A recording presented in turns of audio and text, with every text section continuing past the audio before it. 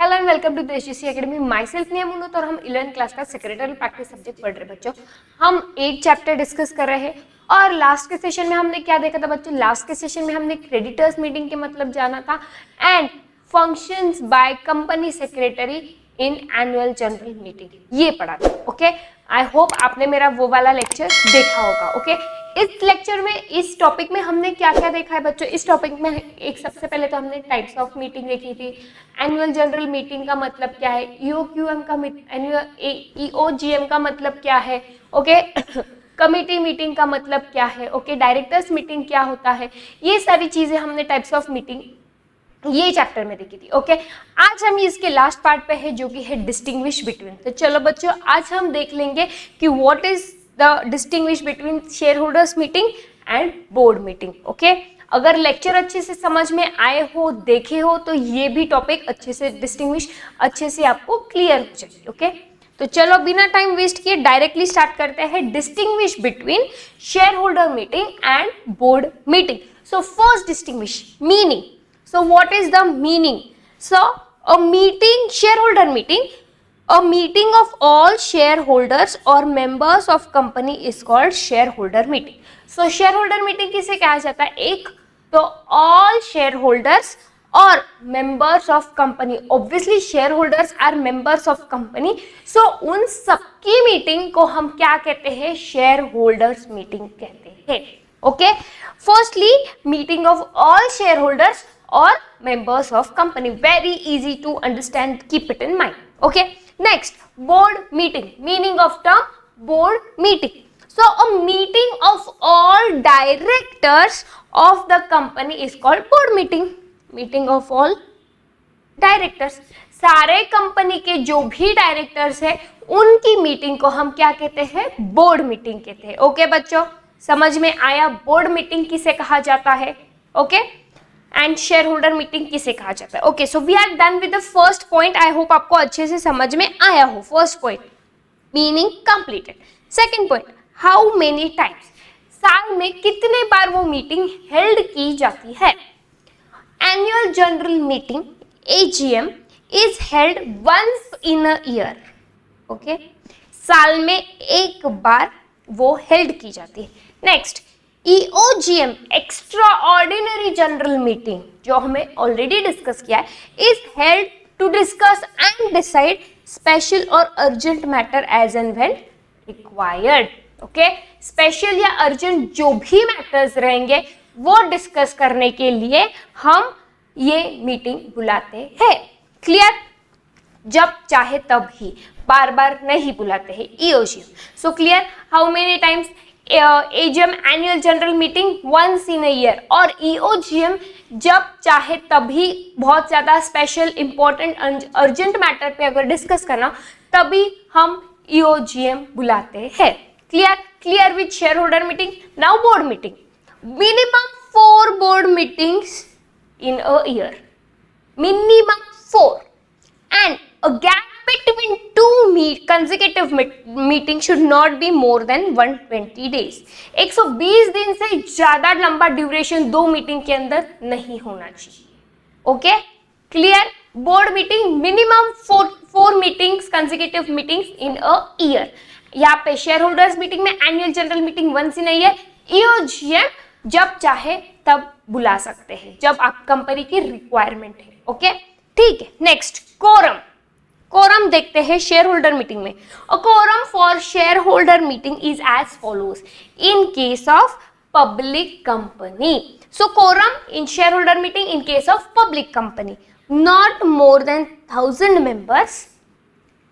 Quorum 5 members. अगर आपके members जो है, शेयर होल्डर मेंबर्स जो है, अगर वो 1000 से ज्यादा नहीं है तो minimum 5 members are required. More than 1000 but less than, more than 1000 but up to 5000 15 members are required. 1000 से ज्यादा और 5000 तक कितने मेंबर्स मिनिमम रिक्वायर्ड होंगे? Quorum 15 members. ओके, समझ में आ रहा है? up to 1000, not more than 1000 5 members, more than 1000 up to 5000 15 members. Exceeds 5000 30 members. Okay, सी बहुत आसान है, 1000 तक के लोग हैं तो 5 मेंबर, 1000 से 5000 तक 15 मेंबर, और अगर 5000 से ज्यादा आपके शेयर होल्डर्स है, आपके मेंबर्स ऑफ कंपनी है, तो 30 मेंबर्स। क्लियर, बहुत आसान है समझने के लिए। Next, in case of private company 2 members personally present should be quorum of the meeting. Private company में मिनिमम 2, सिर्फ 2 भी हो गए तो भी हो जाए। क्लियर, तो नेक्स्ट फिर बोर्ड मीटिंग। तो quorum for board meeting is minimum 2 directors और 1/3 of total number of directors whichever is higher. Okay, so एक तो 1/3 of total number of directors. Okay, हमने कल ही एग्जाम्पल में देखा था, मान लो 7 डायरेक्टर्स है, अगर 7 का 1/3 किया जाए तो 2.3 आता है। तो अब आप हमने कल ही डिस्कस किया था कि हम 2.3 तो कैसे करेंगे, सो हम उसे कन्वर्ट करके 3 कर देंगे, तो जो भी हायर रहेगा वो कंसिडर किया जाएगा। एक तो मिनिमम 2 डायरेक्टर्स या 1/3 विच एवर इज हायर। तो इस केस में अगर 7 डायरेक्टर्स है तो यहाँ पे आता है 1/3 3 डायरेक्टर्स, तो we'll consider 3 directors. Clear, okay. तो बोर्ड मीटिंग में मिनिमम कितने, 2 और 1/3 total number of directors whichever is higher, जो भी हायर रहेगा वो कोरम कंसिडर किया जाए। Clear, okay. नेक्स्ट बच्चों, proxy, shareholders meeting, proxy. A shareholder can appoint proxy to attend and vote meeting on his or her behalf। Share holders क्या कर सकता है, उसे पॉसिबल नहीं है, कुछ रीजन के वजह से वो मीटिंग अटेंड नहीं कर सकता है, तो वो उसके बिहाफ पे किसी दूसरे को एज अ प्रॉक्सी भेज सकता है। फिर वो चाहे उसका रिलेटिव हो, बहन हो, भाई हो, वाइफ हो, कोई और दूसरा हो, वो उसे भेज सकता है उस मीटिंग अटेंड करने के लिए। वो बोल सकता है कि प्लीज मुझे पॉसिबल नहीं है, आप मेरे बिहाफ पे मीटिंग अटेंड कीजिए, सुनिए और जो भी रहेगा मुझे बाद में बताइए। Okay, clear. तो ये होगा शेयर होल्डर मीटिंग में वो प्रॉक्सी भेज सकता है। क्लियर, उसके बिहाफ पर। नेक्स्ट, बोर्ड मीटिंग में देखते हैं प्रॉक्सी क्या करता है। A director can not appoint proxy to attend and vote in the meeting on his or her behalf। Obviously director most important person हम बोलते हैं ऑर्गेनाइजेशन में, तो उसके बिहाफ पे वो प्रॉक्सी नहीं भेज सकता है, या किसी की रीजन की वजह से वो नहीं अटेंड कर सकता है मीटिंग, तो ना अटेंड करे, but he is not allowed to send proxy. Okay, क्योंकि जो भी इंपॉर्टेंट डिसीजंस होंगे he need to be suppose to be present for that. Okay, so present ना रहे तो एब्सेंट रहे, but proxy is not allowed in director meeting. Clear. Next, notice. A notice of this meeting must be sent to all members at least 21 days before the meeting। okay, notice period कितना है shareholder meeting में, at least 21 days, minimum 21 days prior the meeting the notice should be sent to all the members. Clear. And board meeting में देखते हैं, the notice of board meeting must be sent to every director at least 7 days before the meeting. Board meeting में कितने हैं directors के लिए, at least 7 days before. Okay, समझ में आया बच्चों? क्लियर। ओके, प्रॉक्सी समझ में आया, नोटिस समझ में आई। नोटिस शेयर होल्डर मीटिंग के लिए कितने दिन पहले, at least 21 days prior, and board of directors meeting, board meeting के लिए कितने, at least 7 days prior. Clear. Okay, next, purpose. So, the purpose, shareholder meeting, the purpose of this meeting is to take approval of shareholders on certain matters like appointment of directors, auditors, approval of annual report, etc. So, ये meeting क्यों बुलाई जाती है बच्चों? ये meeting इसीलिए बुलाई जाती है कि शेयर होल्डर्स, उनके मेंबर्स का किसी चीजों पे अप्रूवल लगता है। Okay, obviously they are members, उन्हें भी राइट होता है जानने का कंपनी में क्या चल रहा है, कंपनी किसे अपॉइंट कर रही है, ओके क्या हमें पता है नहीं पता, तो इसीलिए ये मीटिंग अरेंज की गई होती है, ओके। और इस मीटिंग में शेयर होल्डर्स की अप्रूवल की जरूरत होती है। मान लो किसी डायरेक्टर को अपॉइंट करना है, रिटायर हुआ है, दूसरे डायरेक्टर को उस पोजिशन पे अपॉइंट करना है, तो यार शेयर होल्डर्स की भी तो सहमति लगती है। क्या शेयर होल्डर्स रेडी है इस बंदे को डायरेक्टर के पोजीशन पे देखने के लिए? नहीं है। ऑडिटर्स को अप्रूव करना, यार ये ऑडिटर्स की टीम है, हम इन्हें ऑर्गेनाइजेशन में रखना चाहते हैं, क्या आप सहमत है हमारे साथ? हाँ नहीं, फिर वोटिंग एवरीथिंग फलाना फलाना, ओके। Next, clear? तो ये हुआ purpose of share holder meeting. Next, board meeting. The purpose of this meeting is to discuss the policy matters of the company like issue of shares, calls of shares, forfeitures, appointment of staff, expansion of business, etc. Now board meeting में क्या होता है? Discussion, very important again. Shares को हम issue करना है नहीं करना है, फॉरफिट करना है नहीं करना है, किसी बंदे को अपॉइंट करना है, किसी पर्सन को अपॉइंट करना है, स्टाफ रखना है, कितना बढ़ाना है, एक बिजनेस को कितना एक्सपांड करना है, ये सारी चीजें हमें किस मीटिंग में डिस्कस होने वाली है? ये सारी चीजें बोर्ड मीटिंग में डिस्कस होती है बच्चों, ओके। समझ में आया दोनों का डिफरेंस और दो कौन सी मीटिंग में क्या डिस्कशन होता है इसका डिफरेंस, ओके पक्का, ओके। तो हमने यहाँ पे कौन सा डिस्टिंग्विश में डिस्कस किया था? अभी तो हमने share holders meeting and board meeting, ये दोनों चीजों का डिस्टिंग्विश देखा था। आई होप आपको बहुत अच्छे से समझ में आया हो दोनों का डिफरेंस, ओके। सो हमने क्या क्या देखा है बच्चों? सबसे पहले तो हमने इसका मीनिंग देखा है कि यार कौन मीटिंग अटेंड करता है, उसके बाद साल में कितनी बार ये मीटिंग को अरेंज किया जाता है, ओके ये देखा था। उसके बाद कोरम, मिनिमम कोरम मीटिंग में कितना होना चाहिए, ये देखा था। उसके बाद हमने प्रॉक्सी, नोटिस, पर्पस देखा था। क्लियर? समझ में आए सारे points? Okay, moving on to the next which is AGM and EOGM. AGM, so firstly देख लेते हैं मीनिंग ऑफ एजीएम।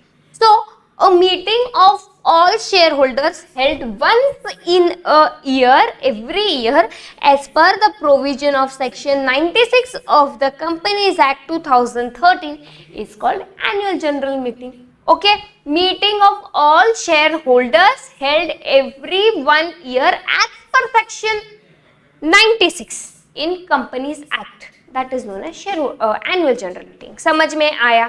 जो मीटिंग सारे शेयर होल्डर्स के लिए होती है और वो अरेंज एवरी ईयर की होती है, साल में एक बार अरेंज की गई होती है, जो कि सेक्शन 96 ऑफ कंपनीज एक्ट में दिया हुआ है, हम उसे क्या कहते हैं बच्चों? हम उसे कहते हैं annual general meeting. Clear? Annual general meeting कितनी बार हेल्ड की गई होती है साल में? साल में एक बार। समझ में आया? Okay, next, meaning of extraordinary general meeting, EOGM.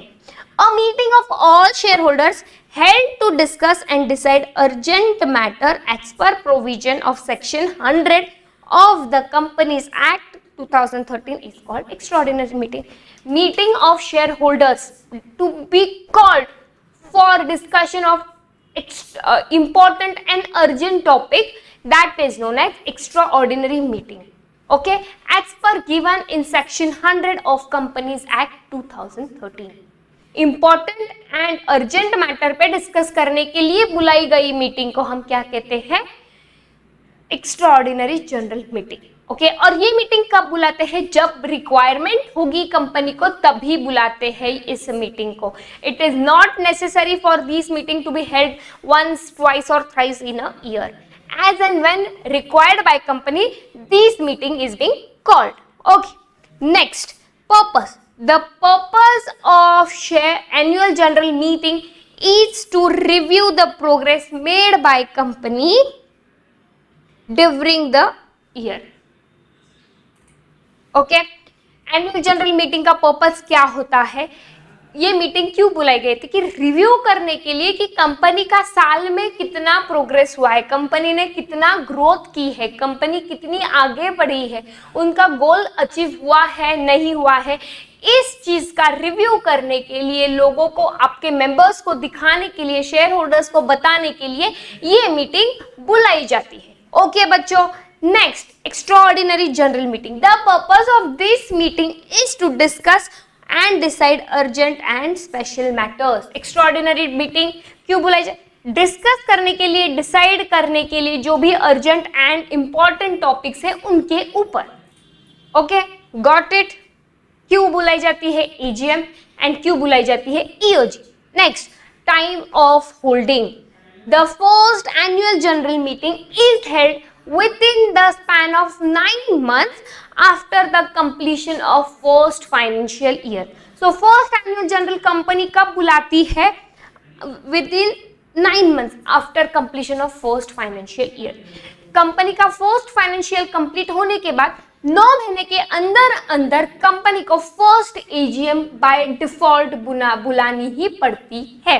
Okay, next, of the company and subsequent annual general meeting is held within 6 months after the completion of financial year.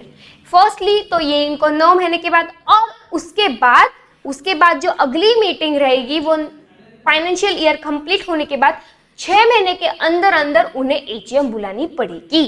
Clear? समझ में आया? फर्स्ट ईयर ऑफ कंपनी का जब पहला साल financial year खत्म होता है तो तभी 9 महीने की टाइम स्पैन होता है कंपनी के पास फर्स्ट एजीएम बुलाने के लिए, और उसके बाद जो सब्सिक्वेंट एजीएम्स आएंगे वो फाइनेंशियल पीरियड खत्म होने के बाद 6 महीने के अंदर अंदर बुलानी पड़ती है। क्लियर? ओके, ये हुआ time period of annual general meeting. Now next, moving on to the next, time period of EOGM, extraordinary general meeting. So extraordinary general meeting is held any time between 2 annual general meeting. Okay, अगर बुलानी है extraordinary तो ये कभी भी 2 annual general meeting के बीच में बुला सकती है। इस चीज के लिए या ईओजीएम के लिए कंपनी को वेट नहीं करना पड़ता है एनुअल जनरल मीटिंग का। क्लियर? ओके, समझ में आया meaning, purpose, time of holding? Okay, moving to the next, authority to call the meeting. किसके पास इतनी अथॉरिटी होती है कि वो ये मीटिंग बुला सकता है? ओके, चलो देखते हैं कौन है। Annual general meeting. Annual general meeting is usually called by board of directors or under certain circumstances by central government. Usually annual general meeting कौन बुलाता है? कंपनी के जो बोर्ड ऑफ डायरेक्टर्स होते हैं वो बुलाते हैं, या फिर सर्टन केसेस में सेंट्रल गवर्नमेंट बुलाती है on companies behalf. Clear? Annual general meeting कौन बुलाता है? Okay, next, extraordinary general meeting. Now इसका राइट किसके पास होता है ईओजीएम बुलाने के? So again, firstly board of directors के पास ये राइट होता है।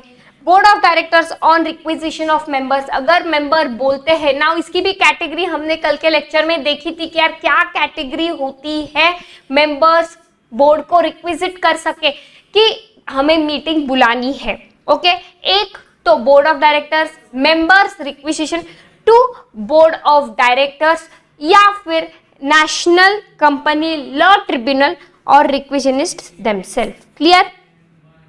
समझ में आया? ईओजीएम कौन कौन बुला सकता है और एजीएम कौन बुलाता है। Okay, moving on to the next, which is business transacted. Okay, so annual general meeting, the meeting is held for to approval of annual accounts, या शेयर होल्डर्स या मेंबर्स का अप्रूवल कि ये हमारा एनुअल अकाउंट है, to approve auditors and directors report, company ने जो auditors या डायरेक्टर्स रिपोर्ट बनाए हैं उनको अप्रूव करना।